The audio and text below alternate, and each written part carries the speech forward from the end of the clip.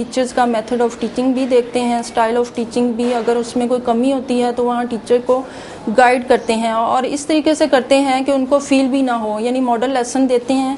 यानी एक एनजीओ का कॉन्सेप्ट था कि ये जी टीचर्स को आकर तंग करते हैं या स्कूल में इनकी मुदाखलत होती है, तो इस एनजीओ के हवाले से मैंने ये बात नोट की है कि मुझे कभी भी फील नहीं हुआ कि ये हमारे जो स्कूल के मामलात में मुदाखलत कर रहे हैं, बल्कि मुझे इससे महसूस हुआ है और मेरे हमेशा ये हौसला अफजाई हुई है कि इन्होंने आके जो है हमें गाइड किया है।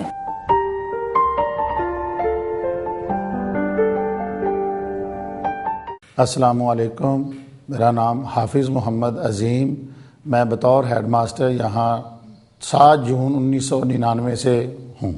हेल्पलाइन ने इस स्कूल को 2001 में ज्वाइन किया, जिसमें अगर उनकी खिदमात का ज़िक्र किया जाए तो वो बेशुमार है। पहला काम ये है कि जब स्कूल को अडॉप्ट किया गया उस वक़्त इस स्कूल में सिर्फ़ 5 कमरे थे जो कि इंतहाई बोसीदा थे।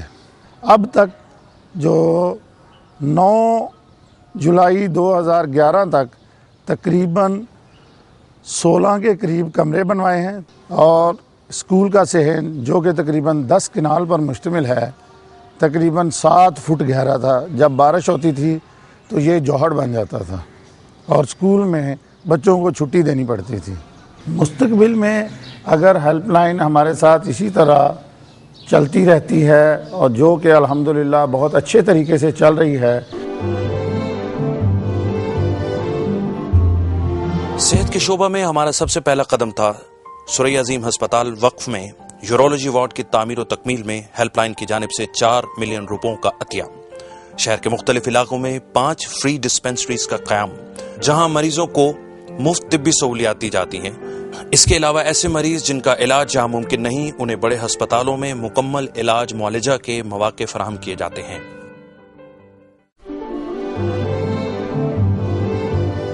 शहर के मुख्तलिफ अस्पतालों और बहाली सेहत के इदारों में जेर इलाज 2,500 से 3,000 मरीजों को रोजाना 3 वक्त का हाइजीनिक खाना फराहम करना हेल्पलाइन का बिलाशुबा एक बड़ा ही काम है जो कि गुज़िश्ता 10 बरस से जारी और सारी है।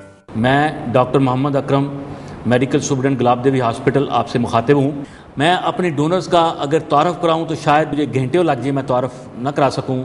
हमारे डोनर जो हैं वो इनफरादी तौर पर भी हैं, इज्तिमाई तौर पर भी हैं और अदारे भी हैं, वो भी काम कर रहे हैं। सबसे बड़ा अदारा जो वो हैं जो फलाही गवर्नमेंट ऑर्गेनाइजेशंस हैं जो हमारे साथ शाना बशाना चल रही हैं, ये ऑर्गेनाइजेशंस हैं जो कि एक साइंटिफिक तरीके से जो सही ज़रूरियात हैं जहाँ पे इनफरादी तौर पर लोग अमूमन नहीं कर सकते, वो आके हमारी मदद करते हैं।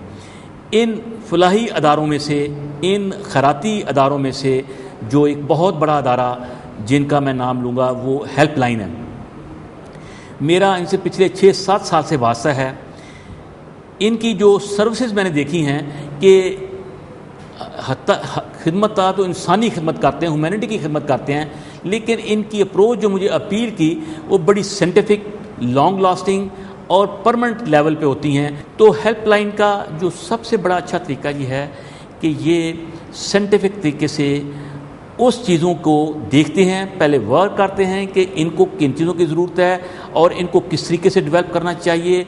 वो इसका एक स्ट्रक्चर करते हैं, होमवर्क बनाते हैं, एक प्लानिंग करते हैं, फिर उसके ऊपर वो अमल शुरू कर देते हैं।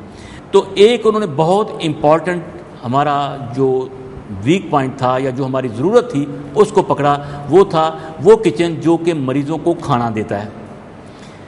तो इन्होंने जो मुझे बात बताने की कोशिश की कि हम आपके किचन को बड़ा अप टू डेट, साइंटिफिक, सही तरीके से बनाना चाहते हैं ताकि मरीज़ों को हमेशा के लिए जल्दी से, कम खर्च तरीके से, सफाई के तरीके से, आइडियल तरीके से खाना मुहैया किया जाए। तो मैं बताना चाहूँगा कि 6 साल में जो इन्होंने किचन में रेवोल्यूशन लाए वो काबिल दीद भी है और काबिल तहसीन भी है। कुदरती आफात किसी भी रियासत के लिए सबसे बड़ा चैलेंज होती हैं और सिविल सोसाइटी के भरपूर ताउन के बगैर اس سے کوئی بھی ریاست آسانی سے نہیں نپٹ سکتی۔ پاکستان میں گزشتہ عشرہ میں 2 بار نہایت مشکل وقت آیا۔ 2005 میں قیامت خیز زلزلہ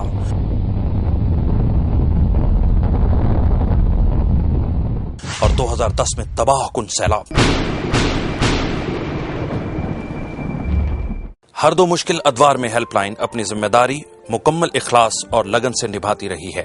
2005 کے زلزلہ زدہ علاقوں میں